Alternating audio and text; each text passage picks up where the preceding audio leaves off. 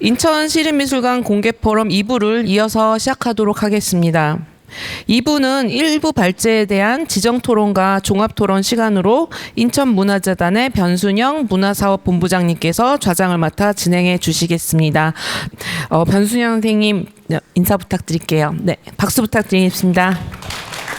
그리고 지정토론의 패널 소개해 드리겠습니다. 인천대학교 차기율 교수님, 네. 그리고 염지희 2024 인천미술 올해의 작가님 참여해 주셨습니다. 네. 그리고 오늘 함께 해주시기로 했던 성북문화재단 정지은 문화도시 정책 추진단장님은 개인적인 사정으로 오늘 자리를 함께 해주지 못했습니다. 그래서 토론문은 제가 대독을 하도록 하겠습니다.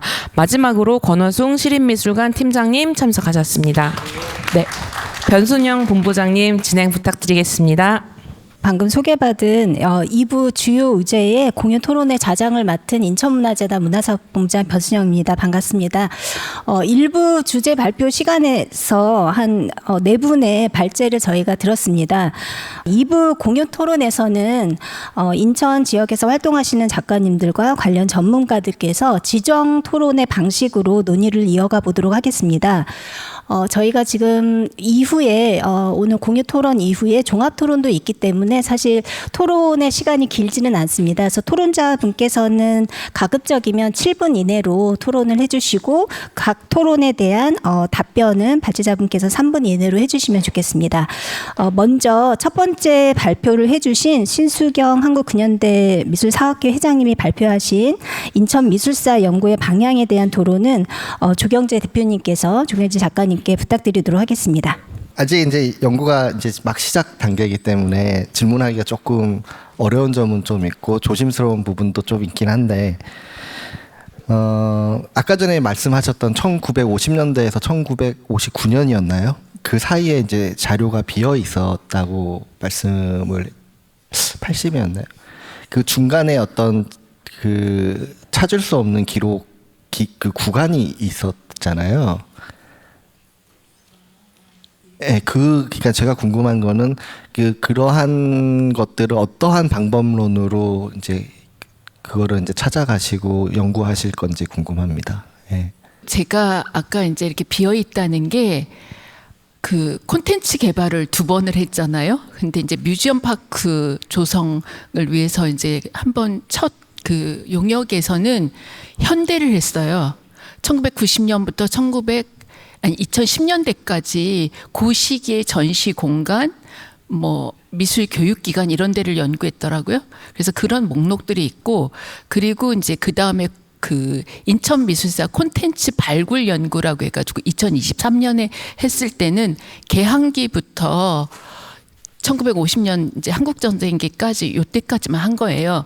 그러다 보니까 1950년부터 89년까지는 빠져 있는 거죠. 지금 연구가 안 돼 있고, 그다음에 제가 볼 때는 이제 인천미술사에 지금 가장 뼈대가 되는 작품과 작가에 대한 목록조차 이제 제대로 안 나와 있는 거예요. 그래서 그 부분을 이제 해야 된다는 거죠. 특히 사실은 문화사는 이제 그런 식으로 그 콘텐츠 개발을 하면서 그래도 조금이라도 다루어 놨는데, 인명사 같은 경우는 인천미술사 콘텐츠 발굴에서 조금 하긴 했어요. 하긴 했는데 제가 볼 때는 전수조사, 이건 저희가 하는 건 전수조사 차원이라고 봐야 될 거예요. 그래서 전체 이제 목록을 만들고 그 중에서 미술사적으로 가치가 있는 작가들을 인명사를 만드는 그런 작업이 시작되는 거거든요. 근데 지금 일단은 누가 있는지도 이게 목록조차 제대로 안 잡혀 있어서 그렇게 해놓은 거고, 저희가 이제 인명사 같은 경우는 시기 구분을 했던 건 이 연구를 할 때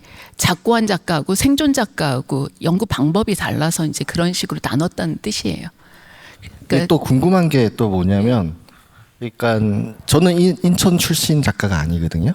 그렇게 됐을 경우에는 그러니까 저 같은 경우에는 정말 사회적 제도 때문에 저는 인천에서 활동을 하게 되는 계기가 마련이 된 거예요. 예를 들어서 2000년도부터 이제 인천아트 플랫폼이라는 게 생겨나면서 거기에서 이제 굉장히 외부의 작가들이 많이 유입이 되고, 인천에서 활동을 하다 보니까 인천이 갖고 있는 기능성에 반하고, 그리고 여기서 활동할 수 있는 여건이 굉장히 좋거든요, 현실적으로. 왜냐하면 재료적인 공급부터 작업실 임대부터 현실적으로 작가로 활동할 수 있는 영역이 굉장히 좋다라는 걸 깨닫게 되는 계기가 됐어요, 인천아트 플랫폼을 통해서.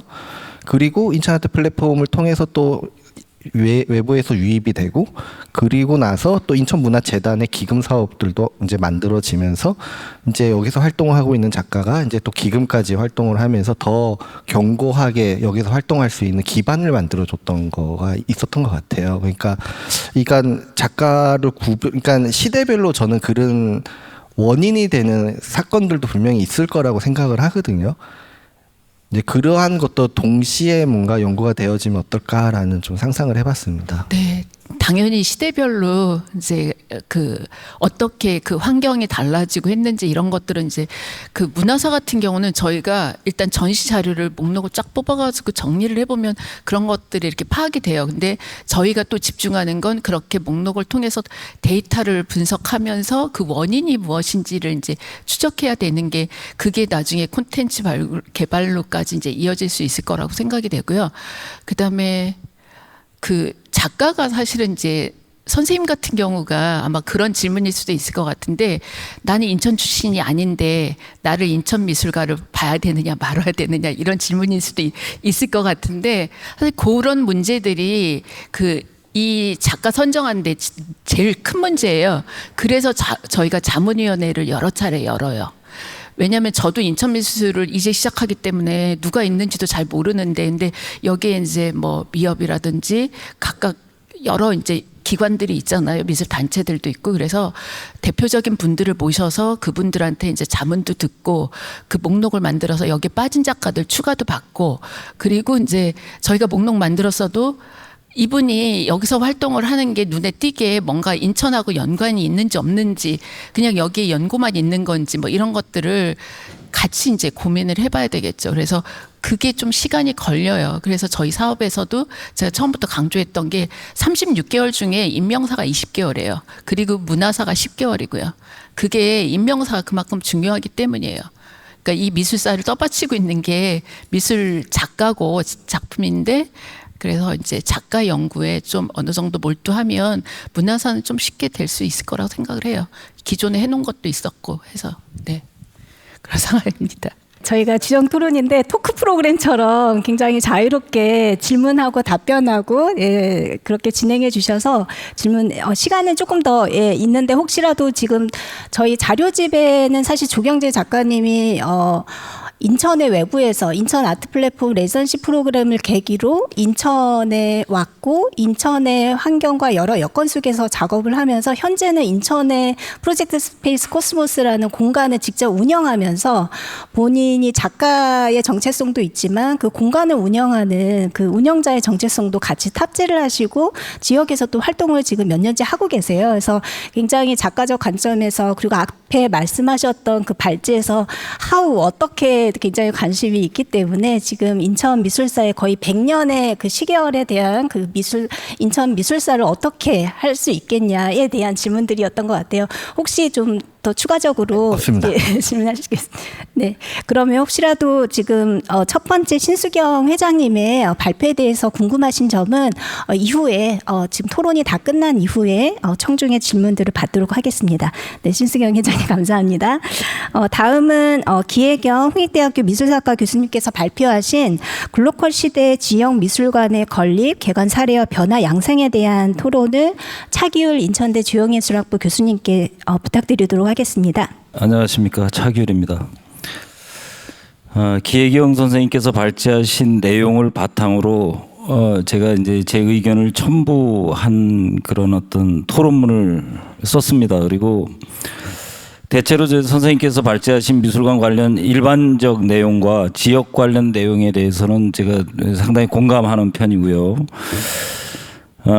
제가 좀 관심 있게 봤던 거는, 그러니까 이제 시립미술관의 정체성 구축과 미술관 개관 전 사전 준비에 대해 의견을 주신 거에 대해서 매우 시의적절하고 중요한 어떤 기술이라고 생각하고, 제가 거기에 대해서 약간의 첨언을 하고 그거와 관련된 또 질의도 있습니다. 그래서 그렇게 하고자 합니다. 그래서 사실은 이제 우리가 이제 어떤 방향성에 관한 논의를 많이 했습니다. 인천 미술에 대해서. 근데 이제 방향성에 대해서 토론하고 여러 가지 얘기를 하면서 결국은 맥락을 잡았던 것이 이제 디아스포라에 관한 거였는데, 그게 과연 인천 시립미술관이 지향해야 되는 진정한 방향성인지 그건 저 지금도 잘 모르겠습니다, 사실은.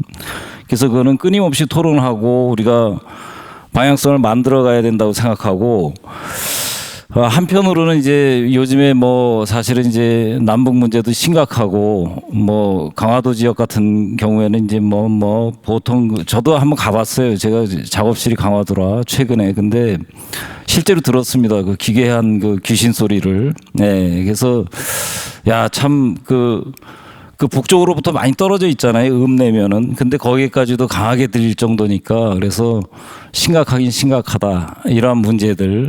그 문제의 출발은 뭐 남북의 분단이라는 문제에서 오는 것이고, 우리가 한반도가 태생적으로 안고 있는 그 여러 가지 그 역사적인 문제점들.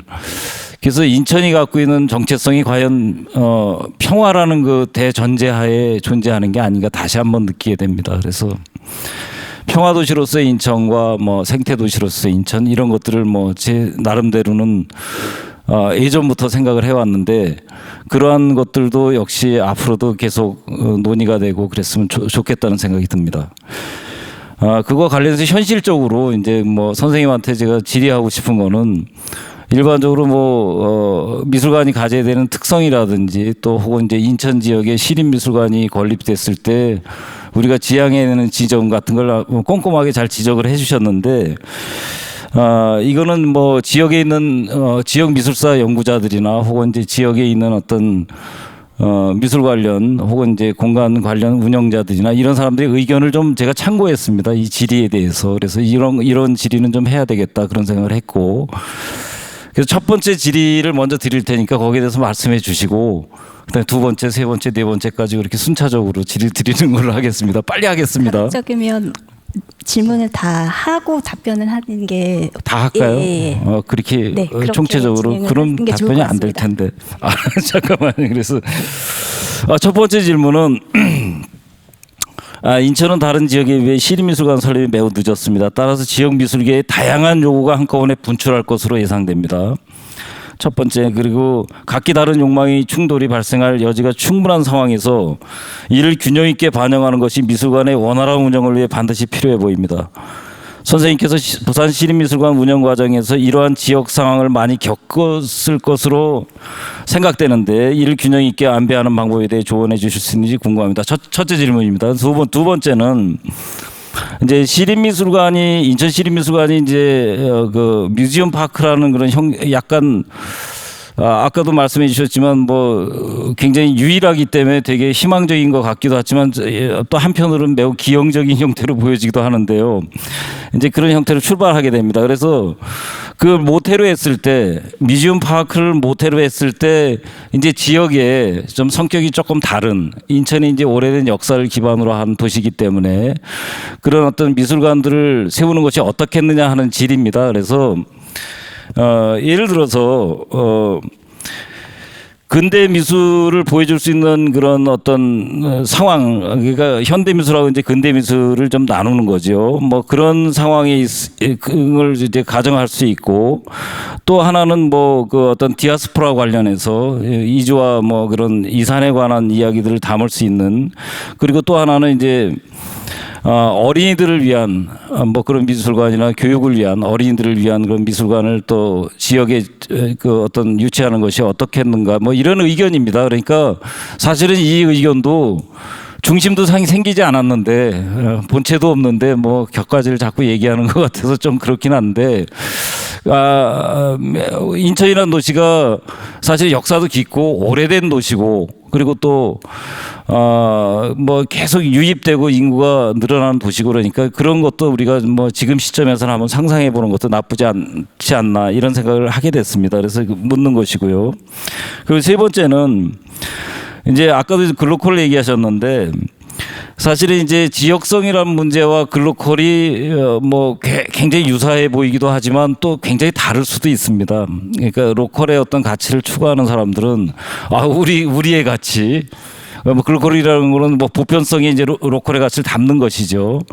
세계사적인 어떤 입장이 강하다고 이렇게 느껴지는데, 그랬을 때 과연 이제 지역의 미술관을 짓게 되면은 사실은 그 어떤 지역에 관한 문제를 중심 의제로 다루고자 하는 욕망이 매우 강하거든요, 사실.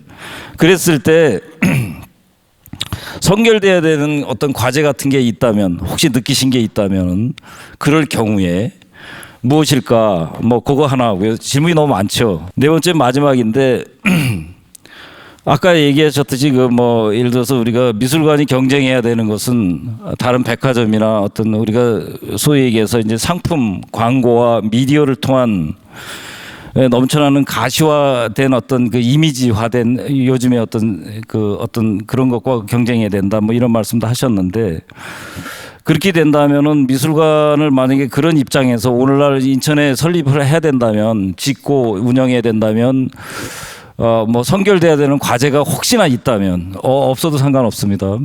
혹시나 있다면 그 한 말씀 해주시길 부탁드립니다. 너무 질문이 많아서 죄송합니다. 네, 그 차기울 교수님의 토론 감사드립니다. 차기울 교수님은 사실은 이제 그 대학에 계시기 이전에 저는 사실은 작가로서 먼저 만나 뵈어서 아트 플랫폼 개관 초기에 그 아트 플랫폼 그 마당 같은 땅을 파서 거기에 작업을 했었던 그 설치 작업이 너무 인상적으로 남습니다. 그래서 지금 오늘의 토론에서는 인천의 좀 미술계 여러 작가분들의 궁금한 사항까지 모두 수렴해서 그래서 질문을 4가지로 하신 것 같습니다. 네, 기혜경 교수님 답변 부탁드리겠습니다. 답이 되게 어려운 것 같아요. 일단은 다양한 요구, 정말로 엄청나게 다양한 요구가 있습니다. 그러니까 부산시립미술관 같은 경우는 지어진 지가 20년이 지났음에도 불구하고 제가 부임했을 때 이제 20년 정도 됐을 때 부임을 했는데, 그 전에 이제 서울시립미술관은 이제 북서울미술관을 분관장으로 그 운영을 하다가, 그때는 이제 본관의 관장님이 전체를 하고 저는 분관만 하면 됐기 때문에 큰 트랙에서는 저는 저희 그 작은 북서울만 하고 진행했으면 됐기 때문에 그렇게 크게 뭐가 오지는 않았었는데, 부산에 딱 내려갔을 때 제가 느꼈던 거는 미술관이 찢어지겠다라는 생각을 했어요. 그러니까 왜 그 옛날에 그 벌 중에 그 사지를 사방에서 이렇게 속아 끄는 벌이 있잖아요. 근데 정말로 서로 다른 그 요구와 서로 다른 그 주체들이 각각의 그 180도 다른 것들을 요구해 오는데, 미술관은 이제 공공성도 지켜야 되고 또 한편으로는 세계화도 해야 되고 그다음에 브랜딩 가치도 갖춰야 되고 지역 미술계의 작가님들하고도 연대해서 같이 나가야 되고 지역 미술사도 챙겨야 되고 하는 굉장히 다양한 요구들이 있습니다. 그 요구를 풀어나가는 거는 일단은 만나서 얘기하는 것밖에 없었던 것 같아요. 그러니까 서로 다른 욕구들이 있다라는 거를 본인은 본인 입장에서만 각자 생각을 하시기 때문에 그 각각의 입장을 설명드리고 미술관이 지금 할 수 있는 게 어디까지인지, 그리고 중장기적으로 어떻게 가려고 하는지, 그리고 그 과정에서 지금 당면에 있는 문제들이 뭔지를 차근차근 설명하고 설득드리고 조율하고 그다음에 할 수 있는 것과 할 수 없는 것들을 같이 이제 테이블 위에 놓고 협력할 수 있는 방안을 모색하는 게 최선이었던 것 같습니다. 여기에는 정말 로얄로드라는 거는 없었던 것 같아요. 그래서 미술관에 대해서 처음 개관하는 미술관은 그러한 욕구와 욕망이 훨씬 더 넘쳐나는 공간이 될 거라는 점에서 조금 더 일찍 그런 것들을 받아내는, 그 겉으로 드러나지, 그러니까 개관이라는 걸 통해서 그게 극명하게 비춰지기 전에 사전 조율 단계에서 그런 것들이 조율될 수 있는, 개관 전에 그런 시스템이 좀 행정적으로 갖춰졌으면 하는 바람이고요. 그다음에 여기 전문가들이 가지고 있는 뭐 큐레이터라든가 그다음에 관장이라든가 이런 분들이 미술관의 지향점에 대해서 어떤 공감대를 같이 공유하는 건 굉장히 중요하다고 생각을 해요. 그러니까 각각의 다른 욕구들이 들어왔을 때 미술관 안에 있는 인력들이 서로 다른 이야기를 하기 시작을 하면 조율하기가 너무너무 힘들어 버립니다. 그래서 내부의 어떤 공감대를 형성하고 그리고 같은 이야기들을 가지고 외부와 같이 협업해 나가고 설득해 나가는 과정 이것밖에 없었던 것 같고요. 그다음에 저는 뮤지엄 파크가 아까 장점일 수도 있고 단점일 수도 있다라고 말씀하셨는데 일단은 그 모든 걸 합쳐서 특이한 구조, 대한민국에서 특이하다라고 하는 거는 굉장히 좋게 작용할 수 있는, 그러니까 여기서 아까 조경재 작가님도 말씀하셨듯이 어떻게가 미술관은 가장 중요합니다. 그러니까 목적은 다 똑같은데 거기까지 어떻게 가느냐, 그 프로세스를 어떻게 밟느냐에 따라서 똑같은 전시를 오픈했어도 좋은 전시가 될 수 있고 나쁜 전시도 될 수 있거든요. 열었다는 게 중요한 게 아니라 좋은 전시를 여는 게 중요하기 때문에 그 프로세스가 중요한데 여기에서도 뮤지엄 파크가 특이하고 그 특이한 어떤 상황을 잘 살려나갈 수 있는 그 과정이 중요하다라고 생각을 하는데 솔직히 말해서 쉬운 일은 아닙니다. 왜냐하면 인천 시립박물관은 우리나라에서 국립박물관하고 같이 오픈한 박물관입니다. 역사와 전통이 굉장히 긴 박물관이에요. 제가 이경성 관장님을 대학원 때 이경성 관장님한테 아르바이트로 조교를 한 1년을 했었을 때가 있었는데 관장님이 이제 그 당시에 이런저런 이야기들을 하시는 것들을 보면 굉장히 프라이드가 강하셨어요. 인천 시립박물관에 대해서. 그리고 인천 시립박물관에 지금 근무하시는 분들 역시도 그러리라고 생각을 합니다. 근데 시립미술관은 지금 조직도 없고 인력도 별로 없고 이제 막 생기는 곳이고 그닥지 정체성도 아직 형성되지 않은 곳에서 박물관과 한 지붕 두 가족으로 있으면서 콜라보를 해나간다라고 하는 거는 쉬운 일은 아닙니다. 그랬을 때 미술관과 박물관이 서로 협업하기 위해서는 정말로 미술관 안에서 직원들끼리 공감하는 것뿐만 아니라 박물관과 더불어서 인천을 어떻게 보고 인천 문화계를 어떻게 문화계가 지향해 나갈 것인가라고 하는 어떤 공통의 비전을 같이 가지고 같이 만들어낸다라고 하는 지점이 굉장히 중요할 것 같은데 이 특이성이 그것만 만들어진다라고 한다면 저는 쉬운 일은 아니지만 굉장히 인천이 복받은 어떤 특이한 지점이 되지 않을까라고 생각을 하고요. 그다음에 분관 설립을 말씀하셨는데 차 교수님도 이미 답은 알고 계시는 것 같습니다. 일단 미술관, 박물관, 이 뮤지엄 파크가 안정이 되고 난 다음에 그것이 어느 정도 자기 역할을 했을 때 거기에서 이 공간 안에서는 어떤 부분이 우리가 보강을 다른 공간에서 해야 되겠다 아니면 다른 그 어떤 요소를 가지고 해야 되겠다라고 모자른 지점이 보일 때 그때 하는 것도 늦지 않습니다. 일단은 얘가 안정화 과정을 거치는 게 가장 성결할 문제라고 생각을 하고요. 3번의 글로컬에서 지역의 욕망을 따르려는 이 성결 과제, 이거는 아까 다양한 요구에서 대강 답이 되지 않았을까 싶고요. 그다음에 경쟁 상대로서의 엔터테인먼트 산업과 경쟁하기 위해서 미술관이 어떻게 해야 되는지, 성결해야 되는 문제가 있다라면 그게 뭔지, 즉 통상적으로 많은 사람들이 엔터테인먼트 산업의 어떤 스펙터클함과 경쟁하기 위해서 요즘 새로 지어지는 미술관들이 트렌드라고 할 수 있는 게 이제 그 멀티한 그 AI 그 디지털 룸을 만드는 게 어떻게 보면 트렌드라고 생각을 하는데 그것도 그닥지 오래갈 것 같지는 않습니다. 가장 기본적으로는 아까 조경재 작가님 말씀하신 것처럼 좋은 컨텐츠를 가지고 좋은 전시를 만드는 것, 것이 가장 기본이면서 그것이 되어야 그것만 된다라고 한다면 엔터테인먼트 산업에서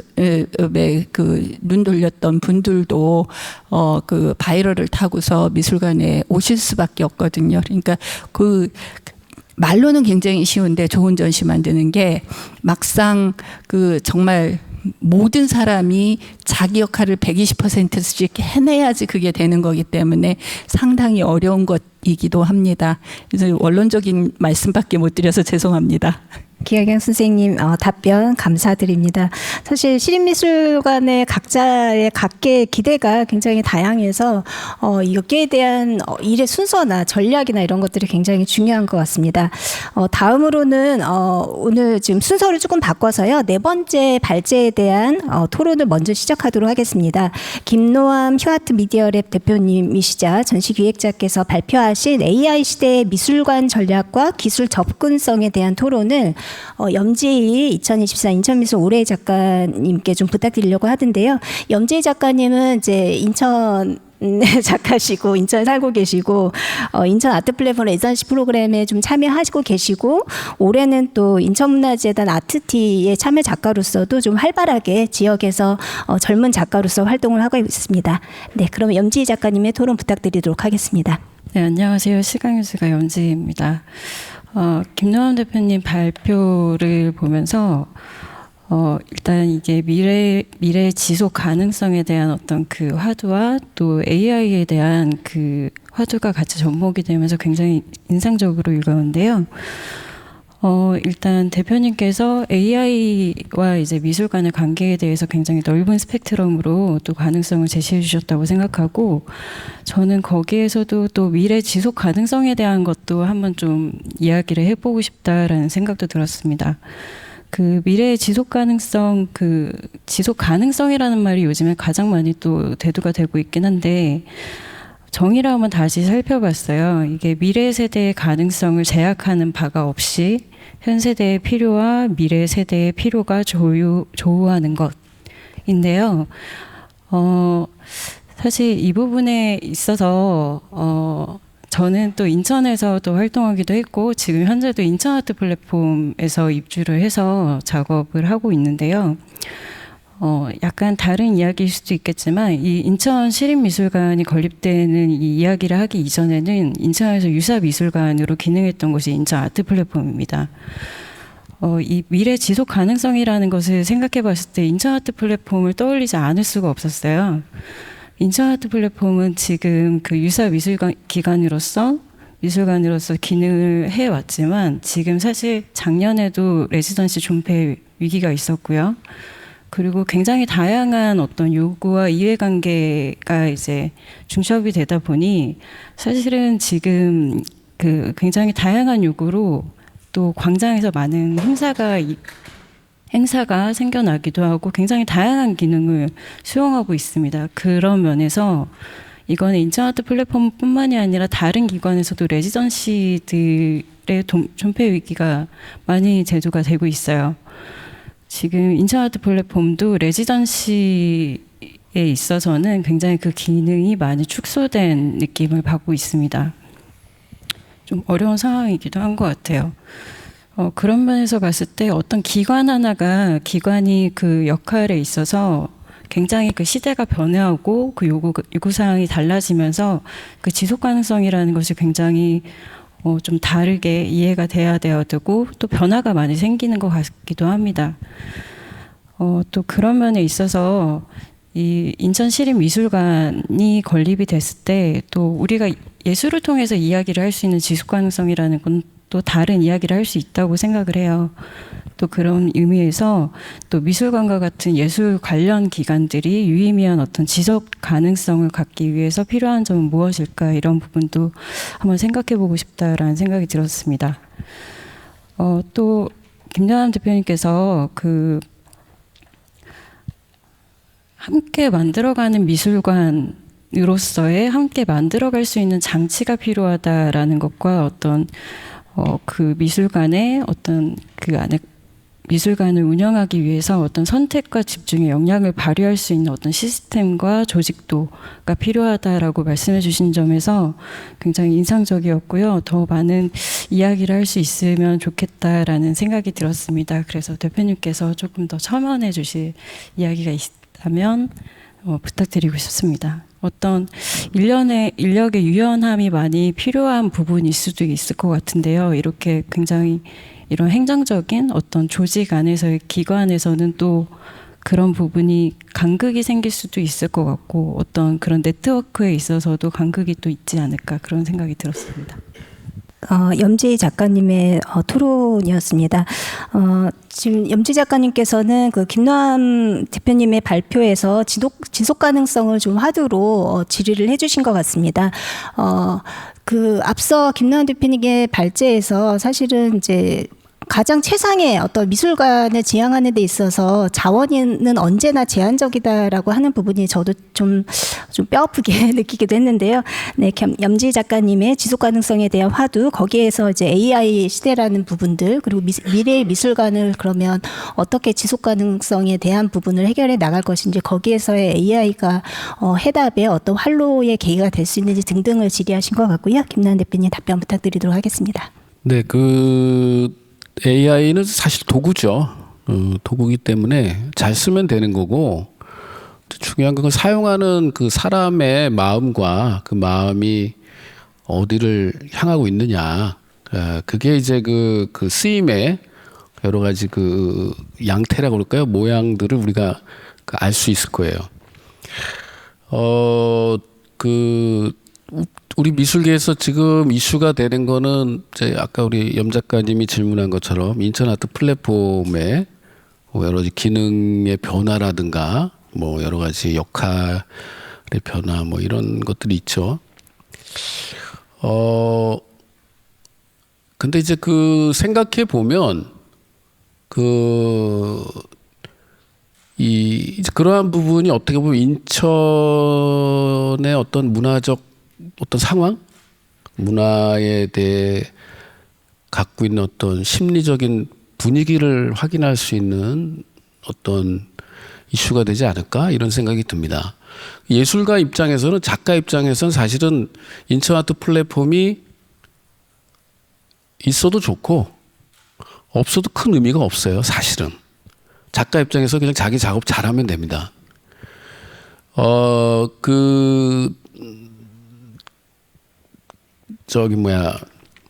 사실은 작가가 인천 아트 플랫폼을 마치 AI처럼 도구로 활용해서 잘 쓰면 되는 거고, 근데 이제 제가 이제 인천 문화의 어떤 그런 그 분위기를 확인할 수 있는 게 이제 그런 거라고 생각하는 이유는, 앞서 뭐 인구 얘기도 나왔지만 300만의 그 도시에서 여러 가지 그런 문화예술 기관들의 건립이 되고 운영이 되고 변화되는 모습들을 이제 우리가 비교해 보면 이제 우리가 알 수가 있는 거죠, 사실은. 근데 이제 우리가 이제 우리 사회는 사실은 창작자들이 많은 역할을 떠안고 있어요. 그러니까 뭐냐면 정책 단위에서 풀어줘야 될 문제조차도 작가들이 떠안습니다. 작가들이 홍보도 해야 되고 마케팅도 해야 되고 뭐 여러 가지 페이퍼웍도 해야 되고 정산도 해야 되고 뭐 이 나라 도움도 해야 되고 너무 과제가 많아요. 그래서 실제로 작가가 갖고 있는 가장 중요한 자원은 두 가지죠. 시간하고 창의성인데 이 두 가지에 집중할 환경이 주어지지 않습니다. 그래서 단적으로 성공하는 작가는 자기가 갖고 있는 이 두 개의 자원을 얼마나 경제적으로 잘 자기가 원하는 방향으로 경영하느냐가 좋은 작가라고 우리가 결과를 보는 거죠. 그래서 저는 인천 아트 플랫폼의 존폐 문제를 가지고 창작자들이 너무 많이 논의하는 것은 소모적이다라고 생각을 합니다. 왜냐하면은 물론 그 역사라든가 맥락이라든가 뭐 여러 가지 데이터나 아카이브 여러 가지 좋은 점이 많이 있지만 그럼에도 불구하고 그건 과거죠. 중요한 거는 현재 미래에 이 작가가 뭔가를 해내야 되거든요. 근데 너무 그 과거 문제 또 정책 단위에서 벌어지는 문제에 너무 매달려 있어요. 그래서 저는 그건 너무 소모적이다. 이것은 사실은 그러니까 우리가 함께 만들어 간다는 것은 이것이 어떤 형태로 유지를 하는 게 낫느냐, 아니면 문을 닫는 게 낫느냐, 기능을 바꾸는 게 낫느냐, 이거는 끊임없는 대화 속에서 어떤 합의점을 가면 될 문제지. 창작자 예술가가 자기의 예술보다 더 긴급하게 고민할 거리는 아니다라는 생각을 좀 합니다. 저는 이제 외부에서 지켜보는 입장에서 그동안 논의를 많이 지켜봤기 때문에, 그래서 제가 그 인천 아트 플랫폼이 언급되는 부분은 아마 이제 이 지역 작가들의 어떤 인식의 어떤 강도나 세기, 시급성을 저는 느끼는 건데, 사실 저는 뭐 좀 그냥 객관적으로 보면 그런 생각을 하고 있고, 뭐 동의하고 동의하지 않고 그 중요한 게 아니라 그런 시각도 있다는 것을 말씀드리고요. 그 이제 우리가 이제 로컬리티, 지역성 얘기할 때 사실은 지속 가능성이라는 것도 결국은 뭐냐면 자기 정체성이 있어야 지속이 되는 거거든요. 자기 정체성이 없으면은 흔들리게 돼 있죠. 좌우로 외풍을 받게 되고 어떤 상수보다는 변수에 의해서 너무 많이 흔들리게 되니까. 그래서 인천 시립미술관이 인천 문화, 인천 미술문화 또는 미래지향적인 시각문화의 어떤 가장 중요한 담당자로서, 기관 인프라로서 중심을 잡으면 된다고 생각합니다. 뭐 그게 이제 목표죠.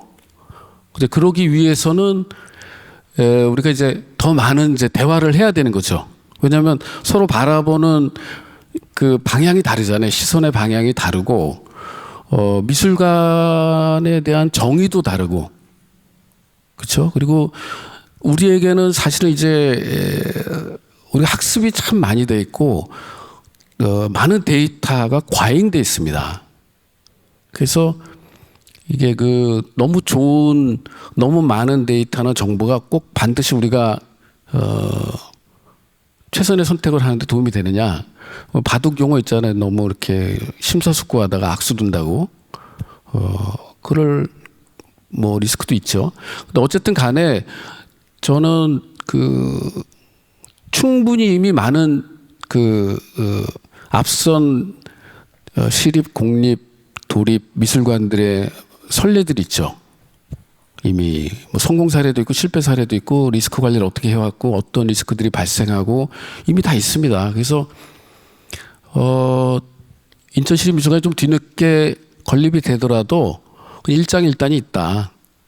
그래서 이 지금 현 상황에서 장점으로 가져올 수 있는 것들을 최대한 가져와서 그것을 가지고 설계를 하고 어떤 모델을 만들어야 인천시립미술관의 어떤 안정적인 궤도에 오르고 지속 가능한 어떤 모델을 제시할 수 있는 그런 가능성이 높아지지 않을까? 뭐 이런 원론적인 얘기밖에 제가 하기 좀 어렵고, 어쨌든 간에 뭐 AI라든가 여러 가지 지금 아주 급속도로 발전하고 있는 디지털 기술들은 다 도구죠. 그거에 대해서 우리가 선, 악 같이 판단할 필요는 없다고 생각합니다. 그러니까 기능적으로 활용할 수 있는 부분은 적극적으로 활용하는 게 필요하다. 네, 이렇게 생각을 합니다. 김나은 대표님 답변 감사드립니다. 아마 여러 또 화두를 또 추가적으로 던져주셔서 이후에 종합 토론 때 또 질문이 나오면 그때 다시 좀 논의를 이어가도록 하겠습니다. 다음은 이번 종합 토론의 마지막 순서로 프로젝트 스페이스 코스모스 조경재 대표님이 발표하신 지역성을 기반으로 한 차별화된 미술단론에 대한 토론으로 원래는 성북문화재단 정지은 문화도시 추진단장님이 좀 말씀을 하셔야 됐는데 오늘 참석을 못해서 사회를 맡으셨던 임성현 무소컴퍼니 대표님께서 대신 토론문을 낭독해드리도록 하겠습니다. 네, 대독하겠습니다. 미술관의 내용과 구조에 초점을 맞춘 조경재 대표님의 발제문을 잘 읽었습니다. 대표님은 미술관의 내용을 인천의 지역성으로 자체적으로 기획하고 제작할 수 있는 미술관의 기능을 구조 제안하셨습니다. 대표님의 발제문을 읽고 서울시립미술관, 부산시립미술관, 시카고 미술관의 버전을 찾아봤습니다. 서울시립미술관은 사용자, 매개자, 생산자가 함께 공동의 기억을 만들고 서울형 네트워크 미술관을 지향합니다. 부산시립미술관은 시간예술을 중심으로 지역사회와 세계를 아우르는 문화예술 플랫폼 역할을 하면서 부산이 해양 수도이자 국제관광도시로 자리 잡는 데 기여했다고 밝히고 있습니다. 또한 시카고 미술관은 모든 예술은 특정한 맥락에서 만들어졌다는 점을 인식하고 현재에 맞는 역동적인 재해석이 필요하다 보며 미술관이 아이디어를 교환하고 인간 창의성에 대한 포괄적인 이해와 영감을 주는 모임의 장소로 기능해야 한다고 얘기하고 있습니다. 언급한 세 개의 미술관의 비전을 참고해 보면서 대표님이 말씀하신 5가지의 특성 중에서 인천시립미술관이 가장 중요하게 가져야 할 정체성과 방향이 무엇인지 궁금합니다. 또한 인천의 지역성을 미술관에 직접 드러내는 것이 좋은 방향성인지 고민해 봐야 한다는 부분에 대해서 이야기를 듣고 싶습니다. 사실 개항과 해양 관련 정체성은 인천만 가지고 있는 것이 아니라 부산이나 군산처럼 인천의 정체성과 유사점이 있는 도시들이 있고 이걸 차별화를 어떻게 해야 되는지에 대한 고민의 지점이 있는 것 같습니다. 또한 현재 대표님이 구도심에서 공간을 운영하고 있으시면서 느끼는 지역 미술 담론의 현황과 민간 공간과의 역할 분담에 대해서도 의견을 듣고 싶습니다. 현재 인천 미술 담론의 현황을 정확히 파악하고 부족한 부분을 보완하는 시간과 과정 없이는 이후 시립미술관이 만들어갈 좋은 전시가 가능하지 않을 것 같습니다. 수도권을 광역으로 사고해서 서울, 경기, 인천의 교류와 협력을 높이고 수도권 전체 미술관의 현황에 비추어 인천시립미술관의 역할을 고민하는 것도 필요하지 않을까요? 지역의 고유성에 따른 역할과 수도권 전체를 바라보는 이중 정략이 필요하다고 생각합니다. 이에 대해 대표님의 생각 나누어 주시기 부탁드립니다. 임승현 대표님 감사드립니다. 그러면 조경재 작가님 토론에 대한 답변 부탁드리도록 하겠습니다. 네. 이거 뭐 제가 이렇게 답변 드리기 굉장히 어려운 질문들이라 이게 제가 이제 동인천에서 작년부터 그 프로젝트 스페이스 코스모스라는 공간을 운영을 하고 있는데 제가 말하는 어떤 기능성이 탑재된 공간이긴 합니다. 실제로 거기에 목공실이 있고요. 그리고 꽤 큰 창고가 존재하고 있기 때문에 전시를 만들어낼 때 그리고 전시에 필요한 모든 것들이 굉장히 능동적으로 만들어지는 공간으로 지금 운영을 하고 있어요. 그렇기 때문에 그리고 이제 제가 좀 홍보적인 면은 이렇게 적극적으로 안 하고 있음에도 불구하고 작년과 올해의 관객 수는 굉장히 급격하게 달라지고 있습니다. 그 이유는 아주 단순한 것 같아요. 관객이 들어올 때마다 다른 공간으로 꾸며져 있습니다. 굉장히 다르게 연출이 되어 있고 색감부터 병체부터 어떨 때는 골목길처럼 만들어져 있고 어떨 때는 굉장히 넓은 하얀색 공간, 굉장히 어둡게 만들어질 때고 굉장히 분위기적으로 굉장히 달라질 때도 있고, 그러니까 작품 위주로 뭔가 작품을 만든다기보단 정말 이게 전시다운 전시를 만들려고 되게 노력을 하고 있는 공간입니다. 그러니까 저는 전시라는 게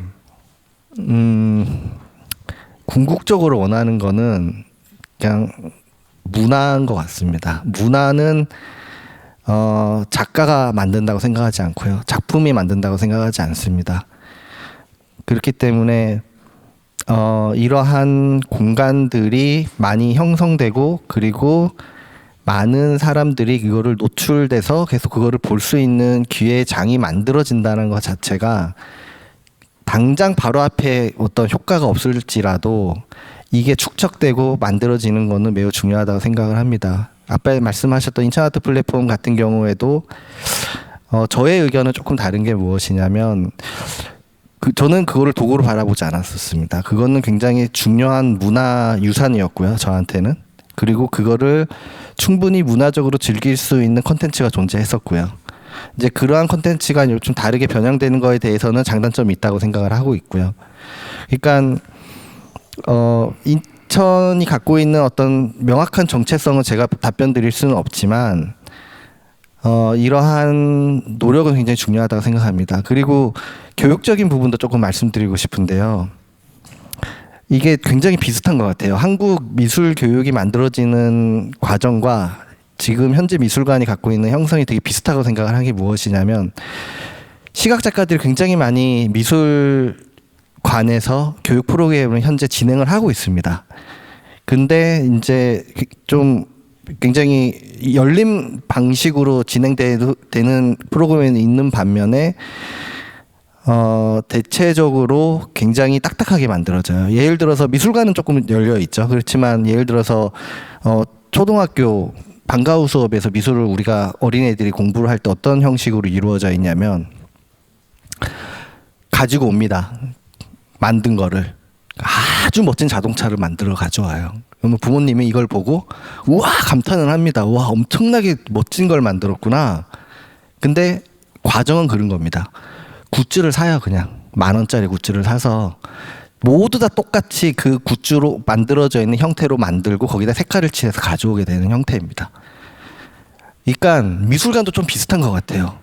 그러니까 유동적으로 뭔가 자유롭게 뭔가 어떤 문화를 만들기 위해서 어떠한 형상을 만들고 그게 꼭 아름다울 필요는 없거든요. 가끔씩은 러프해줘도 되고 어떨 때는 굉장히 흐트러져도 되는데 항상 완벽한 마감과 뭔가 그런 것들을 만들려고 노력을 하는 것 같아요. 이제 그런 거를 지향을 하다 보니까 약간 방과후 수업에서 굿즈 사서 만드는 것처럼 항상 규율적으로 만들어진 규칙 속에서 이것들을 구조를 만들어서 그냥 그거를 계속 반복적으로 계속 보여주는 형식인 거거든요. 그러니까 저는 인천이라고 제가 생각하는 인천이라는 곳은 굉장히 기능적인 곳이라고 생각을 합니다. 모든 군데 지역마다 다 각각의 특성과 기능성을 다 아주 면밀하게 내포하고 있는 지역성을 갖고 있고요. 그 기능성이 미술관에 탑재될 수 있을 때 제대로 된 인천 미술관에서만이 보여줄 수 있는 전시가 만들어질 수 있다고 생각합니다. 조경재 작가님 답변 감사드립니다. 지금 놀랍도록 저희 지금 공유 토론의 시간을 정말 정확하게 딱 맞췄습니다. 지금 5시까지 원래 예정을 했는데 5시 시간을 딱 맞춰줬습니다.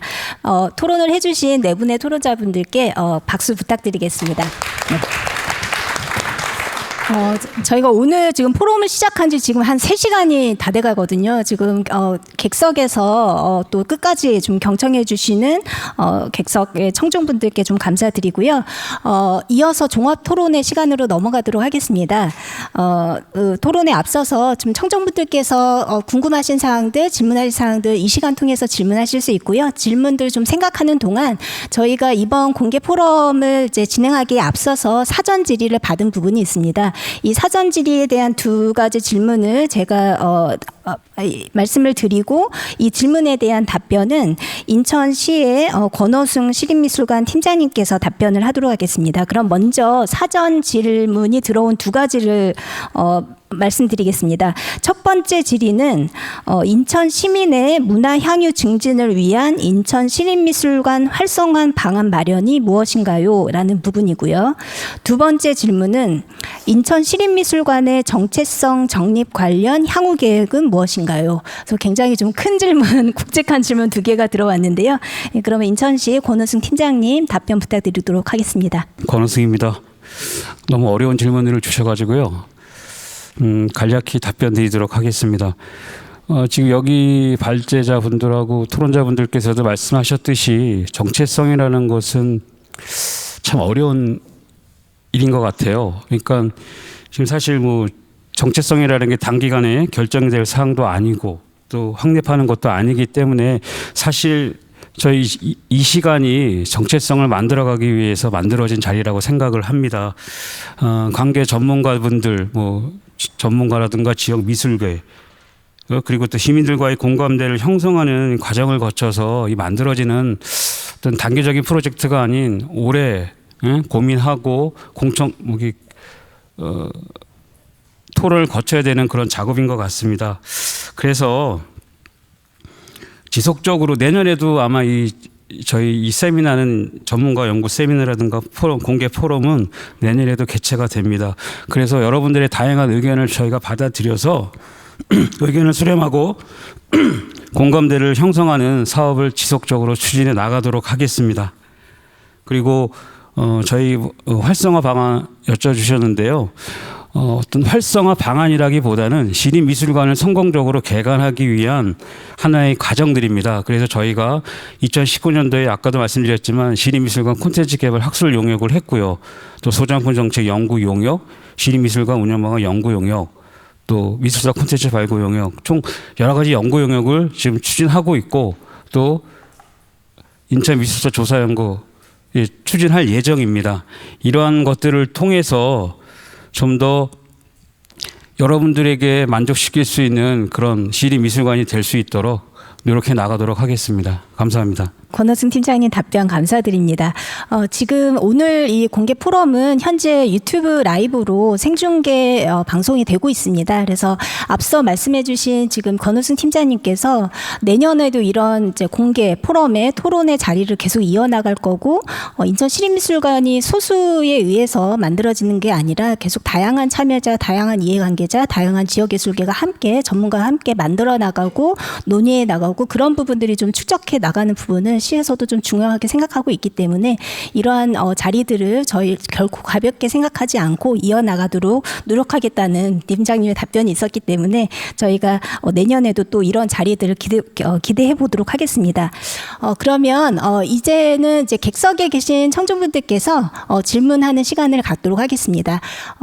질문이 있으신 분은 손을 들어주시면 지금 스태프분들께서 마이크를 넘겨드리도록 하겠습니다. 오늘 저 발표 그리고 토론 잘 들었습니다. 저는 인하대학교에서 명예교수로 있는 김청건입니다. 제 전공이 도시개발 그리고 도시재생 쪽입니다. 그래서 요즘 도시개발 재생에서 핫 이슈 중에 하나가 문화예술 기반 인프라를 어떻게 잘 만들 것이냐 하는 게 정말 중요하거든요. 그런 의미에서 아마 인천시립미술관 정말 이건 상당히 중요하다고 저희가 그렇게 생각하고 있습니다. 다 아시다시피 인천하면은 지적 자체가 항만도시 그리고 공업도시로 시작하지 않았습니까? 그래서 지금도 인천하면 아마 이미지를 갖고 있는 게 외부에서는 아마 그런 쪽의 이미지로 생각할 겁니다.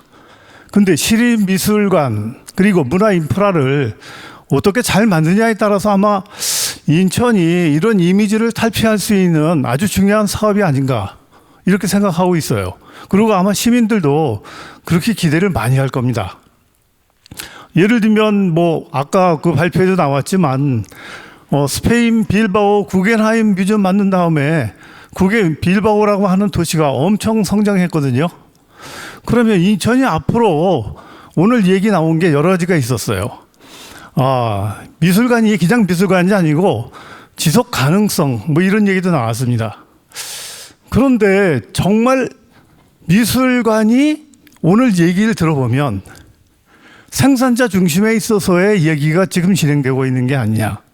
소비자에 대한 이야기 그리고 인천 시민들에 대한 이야기가 충분히 시립미술관을 만들면서 포함이 됐냐. 혹시 여기 계신 분들이 지금 인천 시립미술관 뮤지엄 파크가 어디 만들어지고 있는지 가보신 분들이 있는지 모르겠어요. 예, 가보세요. 거기가 시립미술관이 들어설 그런 공간인지. 우리 기혜경 교수님께서 부산 미술관 관장하셨는데 제가 보기에 아마 미술관 자리로 보면 제일 좋은 데가 부산 미술관인 것 같아요.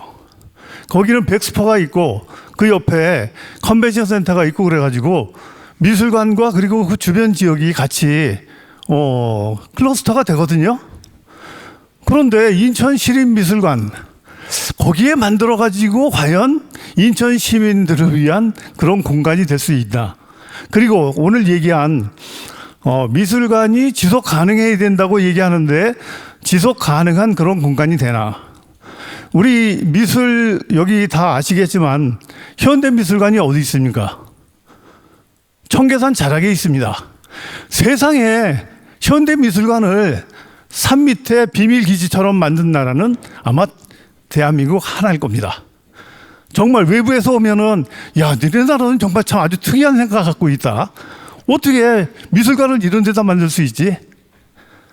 그런데 그런 작업을 지금 인천에서 또 하고 있는 것 같아요. 인천에 땅이 없으면 모르겠습니다. 정말 공감 많아요. 아까 발표하신 내용 중에 기 교수님께서 홍콩에 M+ 미술관 그거 보여주셨는데, 아니 인천에도 내항 쪽에 보면 그런 쪽에 있어서의 미술관을 얼마든지 만들 수 있거든요. 공간이 없는 게 아니에요. 그 뒤에 있는 신포동이랑 연결해서 보면은 아마 문화예술 클러스터가 잘 형성될 수 있을 거예요. 제가 보기에 아마 인천에서 문화예술과 관련돼서 가장 장소 선택을 잘한 것 중에 하나는 종합문화예술회관, 그리고 지금 이 틈 창작문화센터일 겁니다. 여기에 그러니까 이 주변 지역과 관련해 가지고 뭔가 시너지 효과가 날 수 있어요. 그런데 뮤지엄 파크, 인천시립미술관 지금 거기 만든다고 하면 과연 지속 가능하고 그리고 인천 시민들에게 사랑받는 미술관이 만들어질 수 있을까?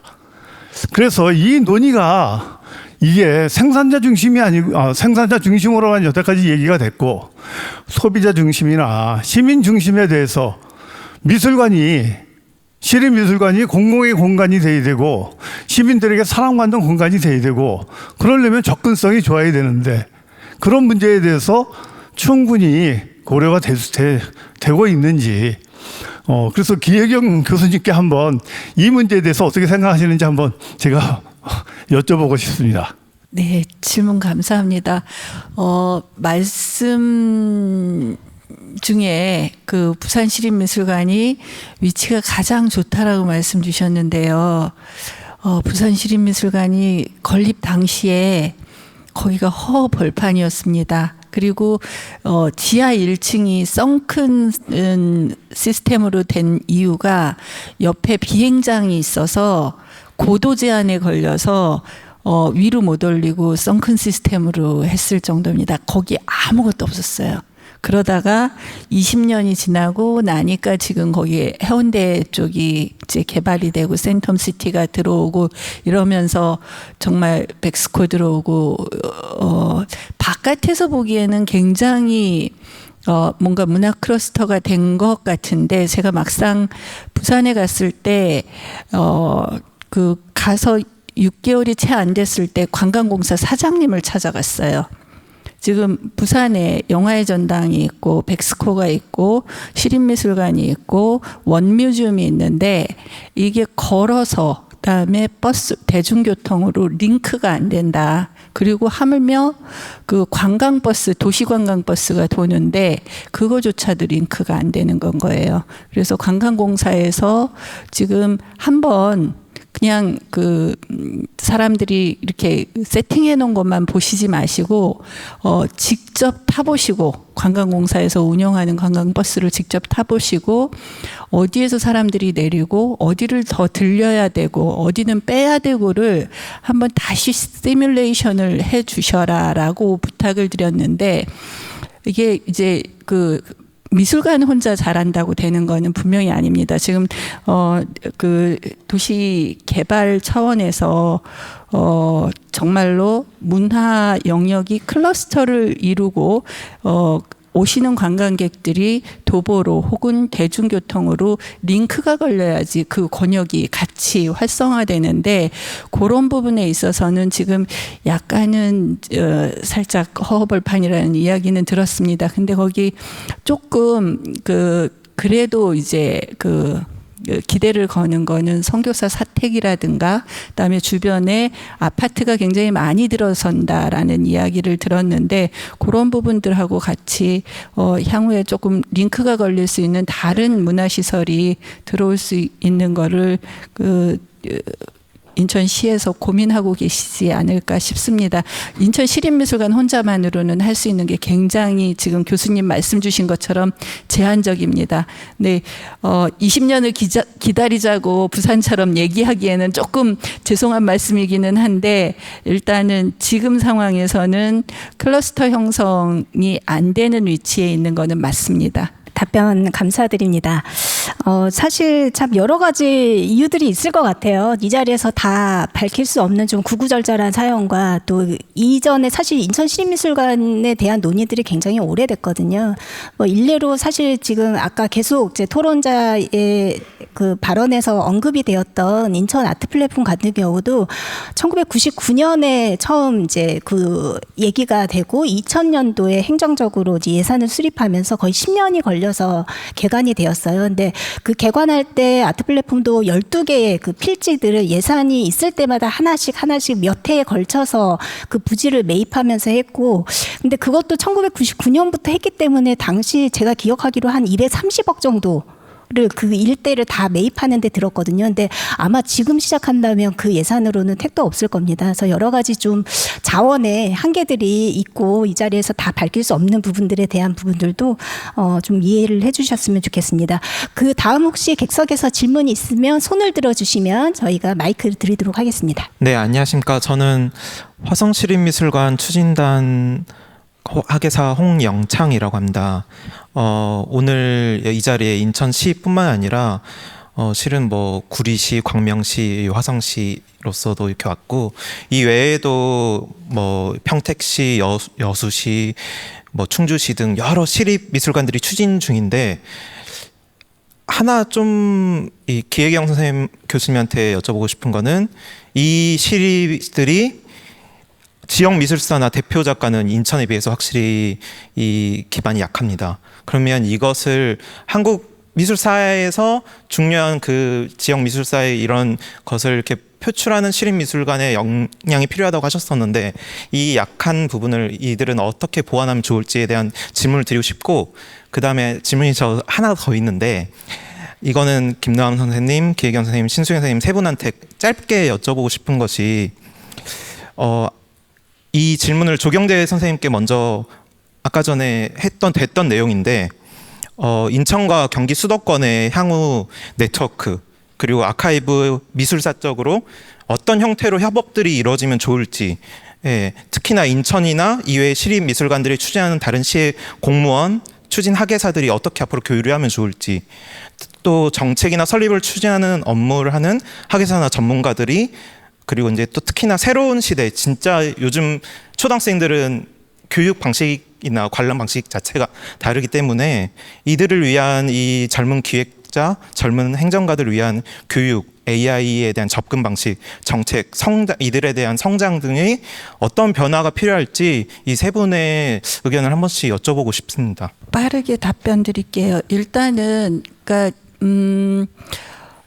아까 그 광명시에서 오신 학예사분들하고 이야기를 하면서, 광명시는 인천보다도 더 서울 권역 안에 있기 때문에 지역미술사를 따로 이야기하는 것은 쉽지 않아 보이는 어떤 상황입니다. 그리고 우리나라 미술사 자체가, 근현대 미술사 자체가 거의 서울 경기 위주의 미술사가 한국 미술사로 지금 등재가 되어 있는 상황이기 때문에 거기에서 분할을 해내는 건 쉽지 않기 때문에 차라리 그 지역이 가지고 있는 어떤 콘텐츠에 포커싱하는 미술관으로, 아니면 여주 이천 같은 경우 경기 도자미술관이라든가 이런 방식의 지역이 여태까지 역사 속에서 특장점으로 가지고 있는 것을 살려나가는 어떤 것이 어떨까라고 말씀을 드렸는데, 그러니까 뮤지엄이라고 했을 때 다 아트 뮤지엄만 갈 필요는 없습니다.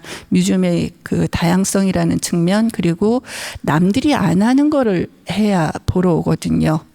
그런 측면에서 자기네들의 그 지역이 가지고 있는 정체성, 미술만의 정체성이 아니라 문화 전반에 대한 정체성을 미술관으로 끌어들이는 것도 하나의 전략이지 않을까라는 생각이 들고, 그다음에 그 인근의 어떤 것과 연계하는 프로그램하고 관련해서는 인천 같은 경우는 아까 강화 접경 지역을 말씀을 드렸는데 제가 다음 주에 경기도에서 DMZ 관련해서 향후에 DMZ를 어떤 방식으로 가지고 나갈 것인지에 대한 무슨 토론회 비슷한 거를 참여하는데 거기에서 이제 그 경기도지사님이나 그다음에 경기도에서 만드는 DMZ 그 조직위원회 쪽에서 생각하고 있는 거는 이 DMZ에 무엇인가를 더 넣기보다는 미술로서 무엇인가를 더 넣기보다는 DMZ가 가지고 있는 생태적인 측면, 그다음에 재생, 그다음에 평화 이런 것들을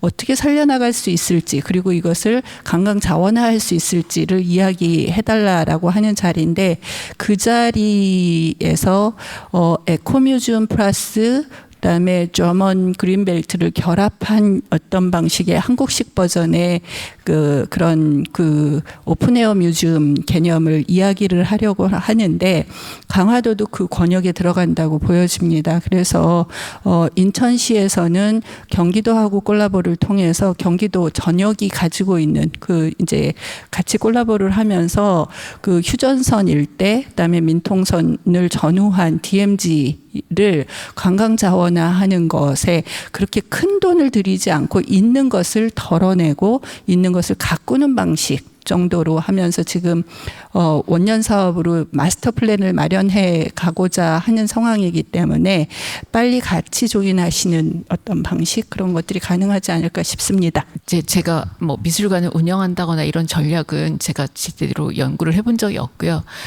저는 이제 지역 미술사를 각 지역에 이렇게 미술사 아카이브 구축을 어떻게 하고 이런 사업들을 해보면 사실 제가 충남도를 할 때하고 그 충주시를 할 때하고 규모가 엄청나게 차이가 있죠.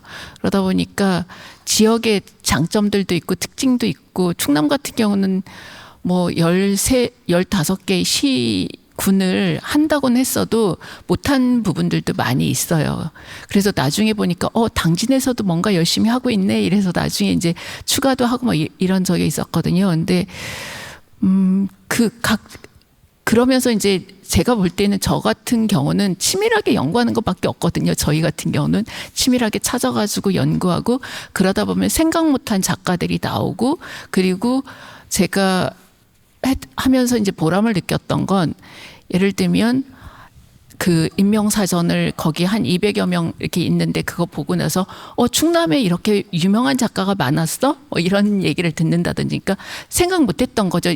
그 사람들이 충남 출신이라는 걸 몰랐던 작가들 상당히 많이 들어가 있는 걸 보고 이제 그런 얘기를 들었고 또 하나는 문화사를 하고 났더니 예전에 예를 들면 모건대 조각회가 있었는데 그 조각회가 언제 없어졌는지 몰랐는데 우리가 이걸 통해서 다시 만났다. 그래서 다시 전시를 하기로 했다면서 굉장히 감사하다고 이런 얘기도 했어요. 그러니까 어떤 단체라든지 조직들이 그냥 잊혀지고 있고 뭐 어느 순간 잊혀졌는데 그게 언제 그 조직이 없어졌는지도 몰랐던 그런 조직들을 저희가 찾아가지고 그걸 정리를 해주니까 또 다시 만남의 장도 되더라고요. 그래서 이제 그런 경험도 있었고 근데 제가 볼 때는 일단은 이 지역 미술사 같은 경우는 이제 촘촘하게 연구를 해서 그 특징을 잡아내야지 되는데 그게 없이 그냥 막연하게 정체성 이러다 보니까 문제가 생기는 거 아닌가 싶거든요. 그러니까 일단 먼저 준비를 하고 연구를 하고 나서 정체성을 찾아야 되는데 그게 아니잖아요. 순서가 거꾸로 된 경우들이 상당히 많거든요. 그리고 충남 같은 경우 할 때 또 저희가 굉장히 고민스러웠던 것 중에 하나는 대전이 절반이에요. 대전 시립이 먼저 생겼고 그래서 이제 그 구역을 정할 때 대전시가 충남도청 소재지였는데 나중에 이제 그 직할시가 되면서 빠져나가잖아요. 그래서 그 기점 이후 거는 우리가 대전시에서 알아서 해라 이러고서 이제 거기는 안 하고 이런 식으로 했었거든요. 근데 어쨌든 초반에 지금 인천이 서울에 의지해서 서울에서 많은 작가들이 활동하듯이 충남도 마찬가지예요. 거의 전시를 하면 한 70~80%가 대전에 와서 해요. 그러다 보니까 어쩔 수 없어요. 그거는 그 나름대로 그렇게 해야 하는데 나중에 이제 점점 각 지역마다 단체도 생기고 공간도 생기고 이러더라고요. 그래서 그것 자체도 전 특징이라고 보거든요. 그 시도가 어떻게 형성돼 나가는지에 따라서 지금 이런 문화 형태들이 달라지는 거잖아요. 그러니까 그런 것들이 이제 일단은 연구가 기반이 돼야 된다고 봐요. 저는 그 이제 현장 기획을 좀 하다 보면 이런 생각을 합니다. 그 어느 통계를 보니까 우리가 그 전통이라고 생각하는 전통 문화라고 생각하는 것이 이 평균적으로 한 70년 정도 쌓이면 전통이라고 우리가 인식을 한다고 합니다. 그러니까 100년이 채 안 된 7, 80년 정도의 어떤 그 이 반복된 쌓인 그 유사한 어떤 그 문화적 행위나 이게 반복이 되다 보면 그게 전통으로 인식이 된다는 거죠. 그게 한 70년 정도 평균이라고 그러니까 사실은 지금 그 각 지자체마다 치열한 어떻게 문화력을 서로 경쟁하고 있는 건데 갑자기 없던 게 생기지 않죠. 없던 게 생기지 않는데 그 있으면 참 좋겠지만 없을 수 있잖아요. 아무리 치밀하게 연구해도 안 나올 수가 있습니다. 그러면 뭐 미술관을 접어야 되느냐? 그게 아니라 그 주어진 상황에서 출발을 할 수밖에 없는 거죠. 제로 베이스라면 제로 베이스에서 우리가 할 수 있는 게 뭔가 그리고 이제 아까 말씀하신 것처럼 남들이 주목하고 있지 않은 게 뭔가 그리고 그러니까 이게 그때 이제 문제 뭐냐면 공공기관의 그 한계가 남들이 안 하는 걸 하기가 쉽지가 않아요. 그렇잖아요? 이 어떤 근거가 있어 이거를 하느냐라고 근거를 제시하길 원합니다. 근거가 없죠. 새로 하는 거니까. 우리 사회가 공공기관이 혁신적으로 새로운 어떤 문화력을 발휘하기 위해서는 선례가 없는 기획도 충분히 할 수 있는 그렇게 이제 개방된 그러한 조직이나 그러한 문화를 갖추지 않으면 끊임없이 벤치마킹하게 되고 과거를 반복하게 되고 그런 거죠. 그러니까 최근에 이슈가 그 뽕피드 센터를 가지고 하나가 가져오니까 부산에서 또 가져오고 이런 그런 모습을 보면서 저는 두 가지를 생각했습니다. 아, 우리나라가 부자 나라구나. 우리나라가 돈이 많습니다. 그래서 사오는 거죠. 또 하나는 참 쉽게 기획을 한다. 그건 기획이 아니라 쇼핑입니다. 근데 우리는 저 쇼핑을 기획이라고 착각을 해요. 그래서 저는 이제 그런 것들을 좀 생각하면서 지자체에서 규모가 크든 작든 문화 공간을 정책적으로 입안을 하고 이게 필요하다. 그랬을 때 우리가 참 그게 타석에서 벗어나야 되는데 그게 참 어렵습니다. 근데 그렇지 않고서는 의미 있는 문화 공간 만들기 어려울 거예요. 저 미술관이 됐든 아트센터가 됐든 처음에 이제 그걸 건립할 때 참여했던 정책 담당자들이나 관계자들은 승진을 할 겁니다. 성과를 냈으니까.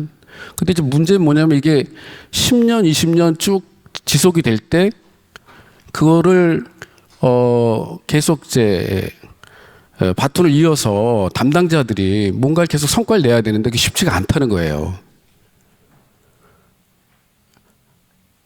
그러니까 이게 그 관장이나 뭐 큐레이터나 또는 작가나 또는 아니면 그 담당 지자체 담당 부서만의 문제가 아니라는 거죠.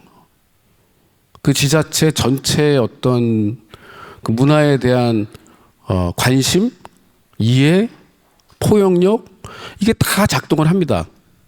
그래서 어떤 그 지역의 어떤 문화적 의미 있는 사태가 벌어졌을 때 우리는 그걸 한번 보면 그 한 건을 가지고 그 지자체의 문화력을 평가할 수가 있어요. 굳이 분석하지 않아도 됩니다. 그래서 지금 그 많은 지자체 실무자들이 와서 고민이 많으실 텐데 뭐 어쩔 수 없죠. 그게 우리한테 주어진 이 현실의 조건이라면 방법을 찾아야 될 텐데 이게 뭐 여기서 찾을 수 있는 것 같지는 않고 어쨌든 분명한 것은 모든 지자체가 좋은 걸 갖고 있지 않다. 그래서 단적인 예로 강릉하고 파주가 율곡 이의를 갖고 싸우죠. 서로 이의 문화제를 합니다. 우리가 진짜라고. 또 이응로 선생도 지금 싸우죠. 싸우고 있어요. 그래서 그게 전 나쁘다고만 보지 않고 그만큼 이제 관심도 많고 중요하다는 방증이라는 생각이 들고 다만 그거를 어떤 그렇게 부정적이고 그런 식의 갈등으로 가지 말고 좀 그러한 경쟁을 조금 더 이렇게 긍정적인 방향으로 에너지를 돌리면 좋지 않겠는가 정도로 생각을 합니다. 네, 답변 감사드립니다. 저희가 사실 예정된 시간이 5시 반까지입니다. 그래서 객석에서는 지금 질문 한 분만 들을 수 있고요. 왜냐하면 저희가 지금 현재 라이브로도 좀 질문이 들어와 있어서 마지막으로 질문 하나만 받을 수 있을 것 같은데. 네. 제가 질문할 것은 이제 권호승 담당자님한테 좀 지금 그 미술관의 그 성격과 그 개념이 디아스포라로 이제 정해져 있는 건지를 하나 물어보고 싶고요. 두 번째는 지금 이런 이제 전문가들 토론을 많이 하면서 앞으로도 계속 그 부족한 부분을 채워 나가야겠지만 또 하나 중요한 것이 결국은 그 미술관을 소비하는 이제 시민들이 원하는 부분이 또 있을 것 같아요. 그래서 그 시민들이 어떤 것을 원하고 있는지 그런 거를 반영할 수 있는 어떤 그런 계획이나 구조가 이렇게 되고 있는지 그 두 가지를 물어보고 싶습니다. 네, 지금 아까 청중에서 3분 정도가 질문을 하겠다고 하셔서 3분까지 답변을 준비하는 동안 질문을 먼저 다 듣고 하겠습니다. 지금 첫 번째 질문 주신 분은 지금 디아스포라라는 미술관의 방향성이 확정이 된 거냐, 그리고 시민들이 시립미술관에 바라는 그런 요구나 이런 것들을 어떻게 반영할 거냐, 반영할 계획이 있느냐를 질문하셨습니다. 두 번째 질문하신 분, 예, 마이크 전달해 주시면 질문을 다 듣고 답변하도록 하겠습니다. 네. 저 인천문화재단에 근무하고요. 그 지역미술사 연구하고 있는 박석태라고 합니다. 지난 23일에 그 행정안전부에서 그 지방재정 중앙투자 심사가 열렸죠. 그때 이 뮤지엄파크 조성 사업과 또 아트센터 인천 2단계 조성 사업이 검토 결과 이게 반려로 이제 판정이 돼서 다시 돌아온 상태입니다. 근데 그 반려된 이유가 그 2021년에 첫 중앙투자 심사 당시에 기존의 그 시립박물관을 매각하고 사업 규모를 재검토해라라고 이제 하는 권장이 들어왔는데, 이제 시에서는 2027년 이후에 부지와 또 건물 매각을 이제 본격화하겠다. 그리고 사업비 일부에 대해서 지방채를 발행해서 이거를 이제 잘 해결하겠다라고 하는 그런 대안을 내놓으셨고 했는데, 이게 이제 이번에 아쉽게도 이제 반려가 된 상태입니다. 그래서 내년 초에 이제 다시 그 심사에 대한 재신청이 있다고 들었습니다. 근데 이제 제가 궁금한 거는 이제 지금 이게 사실 우리가 지금 미술관에 대해서 좀 토론하고 또 같이 공감하는 자리인데도 이게 참 그 박물관하고 어떻게 보면 공동 운명체로 지금 묶인 상태죠. 아까 그 기 선생님도 말씀하셨지만은 이게 특이하기 때문에 또 해결해야 될 그 전제 조건이 있는 것 같습니다. 그래서 박물관과 일종의 그 공동 운명체라고 한다면은 내년 초 그 심사 때 다시 통과할 수 있는 가능성은 얼마나 되실 거로 보시는지, 혹은 그때도 만약에 이게 반려가 된다면은 그 이후에 어떤 보관은 갖고 계신지 궁금해서 여쭤보겠습니다. 그 중투심 결과에 대해서 향후 계획이 무엇인지를 질문하셨고요. 네, 세 번째 질문까지 해서 청중 질문은 마무리하도록 하겠습니다. 질문해 주십시오. 서양어를 전공한 강영덕 작가라고 합니다. 뭐 미술관의 기능은 뭐 다양한 게 있겠지만요. 저는 이제 현장에서 이제 작업을 하는 작가이다 보니까 미술관이나 갤러리의 뭐 그 환경, 전시의 그 환경이나 컨디션을 상당히 중요하게 생각하는데요. 지금 이게 제가 지금 질문은 제가 이제 설계와 구조에 관계된 거니까 아무래도 권호승 팀장님한테 드리는 게 될 텐데요. 지금 아까 저기 조경재 발제자님께서 발제문에서 미술관의 첫 번째 목적은 좋은 전시를 만드는 곳이라고 말씀을 하셨는데, 저 역시 뭐 미술관의 역할은 여러 가지가 있겠지만 좋은 작품의 소장과 전시가 중요한 축을 이룬다고 생각을 하는데요. 제가 그래서 하나 그 예를 하나 드릴 건데, 뭐냐면 사실은 전시장의 그 환경이나 컨디션은 중요한데 우리 미술인들이 약간 고생을 하는 지점이 하나가 있어요. 모 예술회관인데 거기가 소전시, 대전시 뭐 다 해서 연면적 1,700제곱미터니까 대략 500여 평이 넘는 웃도는 그런 전시 공간을 갖고 있는데, 문제는 이 큰 공간에 작품을 반입반출할 수 있는 로딩덕이 없는 거예요. 그러면 상상되실 거예요, 작가분들은. 그러면 500여 평이 넘는 전시실에 로딩덕이 없다? 그러면 어떻겠어요? 그냥 전시실 입구로 들고 뛰고 눈 비라도 올라치면 난리가 나는 거죠. 그래서 제가 이게 어떻게 상식적으로 가능한 일인가 싶어서 뭐 리모델링을 한다 하길래 제가 갔어요. 담당자를 만났는데 혹시나 그 리모델링에 이 그 로딩덕에 대한 계획이 있느냐, 아니면 뭐 사실 가장 좋은 거는 지하 주차장에서 올라가는 게 가장 좋고 구조적으로 뭐 그게 제일 좋을 것 같은데, 그랬더니 그 담당자 말씀이 그런 계획은 없고 뭐 바닥과 벽, 천장을 그냥 깨끗하게 정리하는 수준이라고 하는 거예요. 제가 뭐 여기서 더 이상 그 외에 말씀을 드리면 뭐 거기를 너무 힘들게 하는 것 같으니까, 그래서 제가 권호승 팀장한테 드리고 싶은 질문은 그런 설계와 구조에 관계된 기능적으로 잘 좀 점검을 하셔서 그런 시행착오가 없었으면 하는 바람에서 이런 질문을 드립니다. 어떠신지요? 네. 지금 청중에서 지금 세 가지 질문을 인천시 권호승 시립미술관 팀장님께 질문을 하셨습니다. 첫 번째는 그 디아스포라라는 시립미술관의 정체성의 방향에 대한 확정 여부에 대한 것, 그 시민의 어떤 시립미술관에 기대하는 바 요구들을 어떻게 반영할 건지의 계획에 대한 부분이고요. 두 번째로는 이제 얼마 전 중앙투자심사에서 인천 시립미술관 지금 건립에 대한 부분이 반려화되었는데, 이후에 실행 계획들, 그리고 추가적으로 이게 어느 정도나 가능성이 있는지에 대한 질문을 주셨습니다. 세 번째로는 그 미술관의 설계나 건축 구조에 대해서 실제 작가들이 전시할 수 있는 그런 컨디션을 할 수 있는 부분을 얼마나 잘 반영하고 있는지 제언과 질문과 당부를 같이 말씀해 주신 것들을 인천 종합문화예술회관 리모델링에 대한 사례를 바탕으로 좀 말씀을 해주셨고요. 이어서 지금 권호승 팀장님 답변하실 게 많아서 좀 생각을 정리해 주시고, 지금 현재 유튜브로 오늘 포럼이 이제 라이브로 생중계되고 있어서 지금 채팅창에서 질문이 두 가지가 들어왔습니다. 첫 번째는 이제 인천 시립미술관의 소장품 수집 계획이 어떻게 되느냐에 대한 부분과 인천 시립미술관의 전시 방향은 어떻게 되느냐인데, 사실 저희가 지금 건립에 대한 아직 많은 시일이 남은 상태라 이 소장 계획과 전시 방향을 지금 이 자리에서 확정적으로 답변할 수 있는 부분은 좀 어려울 것 같고요. 좀 질문을 조금 더 좀 하나의 제언으로 해서 지금 기혜경 교수님께서 지금 국립현대미술관부터 시작해서 서울시립미술관 그리고 부산시립미술관의 관장으로서 이런 지역의 공공미술관의 소장품 계획에 대해서 좀 경험하시고 좀 숙고하신 바가 있을 것 같아서 인천시립미술관의 소장품의 수집 방향은 좀 이랬으면 좋겠다라는 제언으로 말씀을 답변을 해주시면 좋을 것 같고요.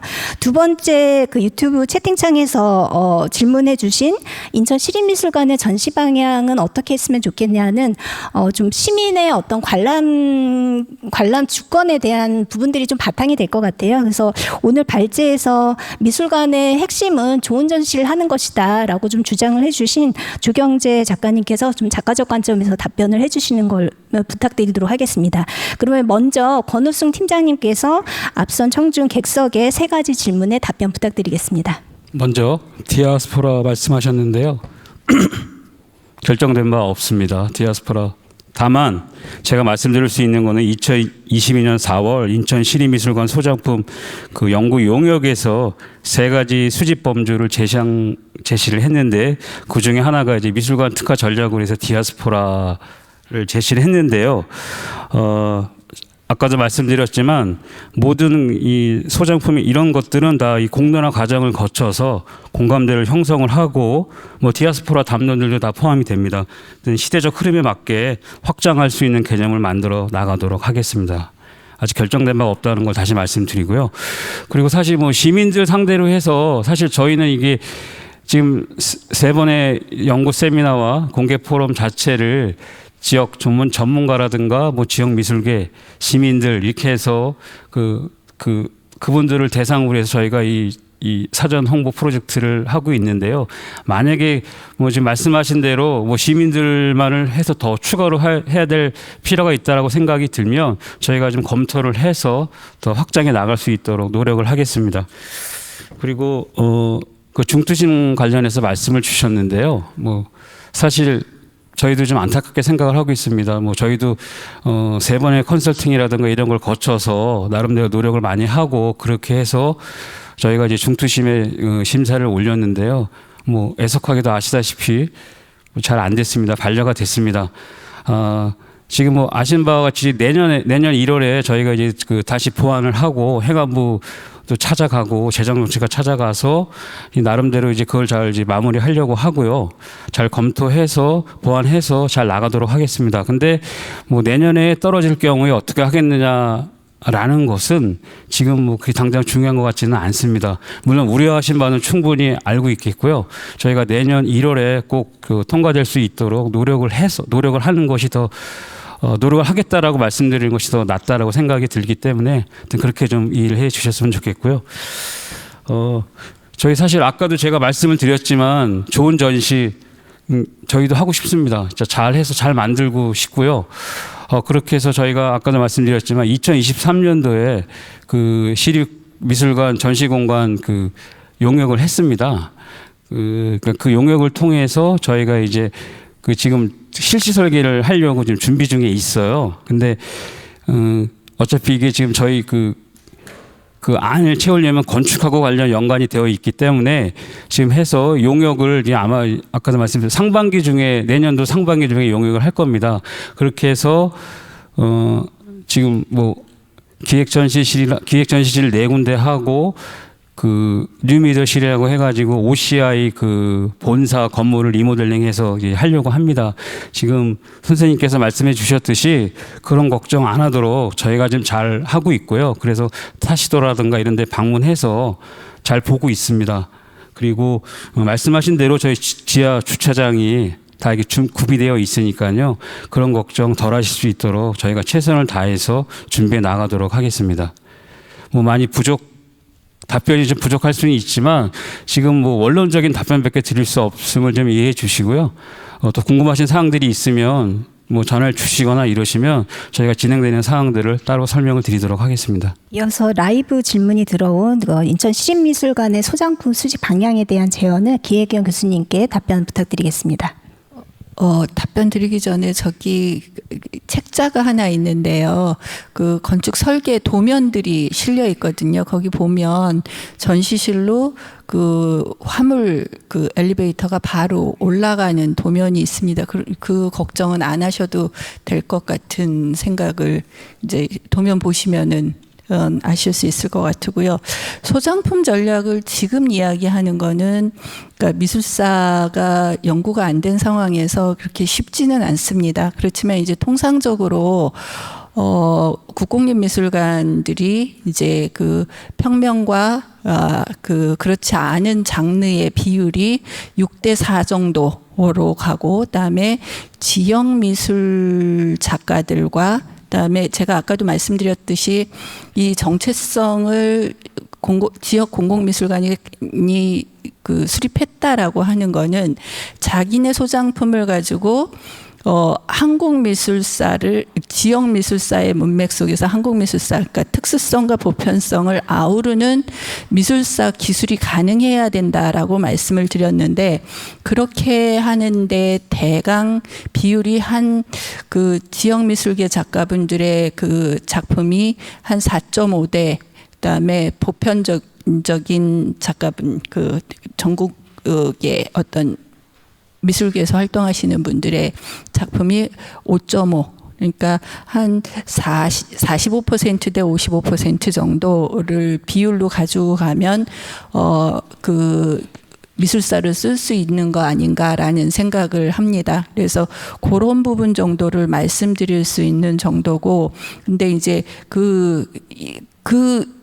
그런 비율을 가지고 미술사를 쓴다라고 했을 때 그 안에 이게 인천 미술사야라고 할 수 있는 부분들이 한국 미술사 안에서 이게 인천이 가지고 있는 특징이지라고 하는 게 들어가야 되는 부분인 거거든요. 그리고 보편성 안에서 인천 작가들만의 특수성이 드러나야 되는 건 거고, 그 비율은 뭐 미술관마다 조금은 다르지만 통상적으로는 4대6이나 5대5 뭐 요 사이에서 왔다 갔다 하고 있는 걸로 알고 있습니다. 그래서 결국은 처음에는 뭐 그 미술관이 처음 만들어졌을 때 지향점을 어떻게 가지고 가는가의 문제가 굉장히 중요한데, 아까 신수경 회장님께서도 인천의 국제성이라고 하는 부분을 가지고 나갈 수 있을 것 같다라고 말씀을 하셨었는데, 부산 같은 경우는 그러니까 제가 미술사를 쓰면서 쭉 봐봤더니 서울시립미술관도 그렇고 국립현대미술관도 그렇고 해외 미술계의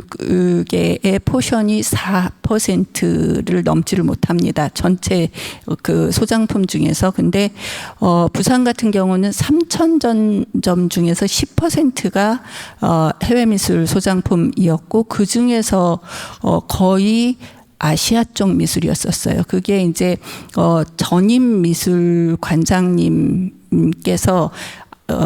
미술관 바로 앞에 있는 백스코에서 아트페어가 열릴 때 아시아 작가들 작품을 굉장히 많이 사서 제가 가가지고 소장품점 버려놨을 때 아니 여기에 이렇게 비싼 작품이 있어? 라고 하면서 이렇게 봤던 작품들이, 깜짝 놀라면서 봤던 작품들이 꽤 뭐 중국 미술이나 일본 미술 작품들이 꽤 많았었는데, 당시에 그 관장님께서 사실 때는 뭐 2천만 원, 3천만 원 이렇게 사셨는데 지금 20억, 30억 하는 작품이 된 아이들이거든요. 그러니까 전문가가 어떤 지향점을 가지고 산다라고 했을 때 그것을 믿어주는 어떤 분위기가 굉장히 중요하고, 그래서 부산시립 같은 경우는 부산미술사를 소장품을 가지고 쓰면서 우리는 아시아에 특화된 해양성과 아시아에 특화된 어떤 아시아 권역을 전체를 바운더리로 하는 아시아 특징 미술관으로 가겠다. 소장품의 10%가 아시아 미술이었기 때문에 그거를 천명을 하고 나왔었는데, 지금 여기 같은 경우는 기존의 소장품이 없는 상태에서 출발한다라고 했을 때 신수경 선생님 팀에서 만들어내는 어떤 특성화, 이거를 어떤 포션으로 가지고 갈 건지를 큰 그림을 그리실 수 있는 전문가 분이 빨리 같이 조인을 하셔서 그 소장품 전략을 세우시는 게 필요해 보입니다. 이어서 인천시립미술관의 전시 방향에 대해서 주경재 작가님께서 답변 부탁드리도록 하겠습니다.